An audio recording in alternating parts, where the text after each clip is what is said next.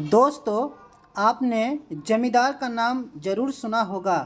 देखो, जमींदार के पास बहुत सारे ज़मीन होते हैं और साथ ही खुद का भी ज़मीन होते हैं। जमींदार सिस्टम अंग्रेज़ों ने चालू किया था ताकि उन्हें भारत में टैक्स कलेक्शन करने में सुविधा हो। ठीक है, तो अंग्रेज़ों ने जमींदार को बहुत सारे ज़मीन देते थे। साथ ही जमींदार को खुद के घर बनाने के लिए, बागवानी करने के लिए भी अंग्रेज बहुत सारे ज़मीन देते थे। दोस्तों, आज समझने की कोशिश करते हैं कि बकास्त ज़मीन किसे कहते हैं।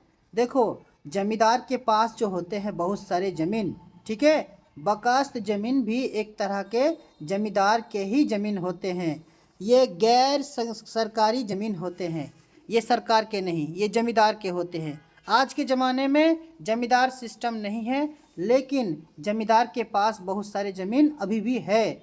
ठीक है, तो ये जो ज़मीन है ये सरकार का नहीं, ये गैर सरकारी ज़मीन है। ठीक है, तो बकास्त ज़मीन जो होते हैं या जमींदारों का ज़मीन है।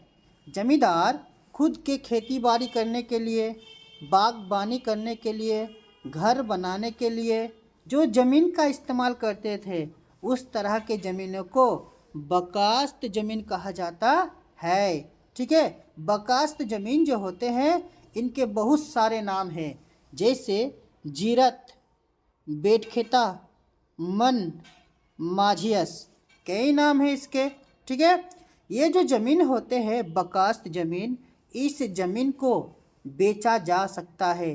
कोई ज़मींदार के कोई ख़ानदान, कोई आने वाले पीढ़ी अगर चाहे तो इसका खरीद बिक्री कर सकता है। क्यों? क्योंकि ये जो है गैर सरकारी ज़मीन है। ये जमींदारों का, किसका? जमींदारों का खुद का ज़मीन है। ठीक है, इसीलिए इसको वो खुद बेच सकता है। दोस्तों, ये वीडियो देखकर आपको कुछ सीखने को मिला। अगर कुछ सीखने के तो मिला तो हमारी इस वीडियो को लाइक करो और कमेंट करके बताओ कि आपको और किस टॉपिक के बारे में जानना है।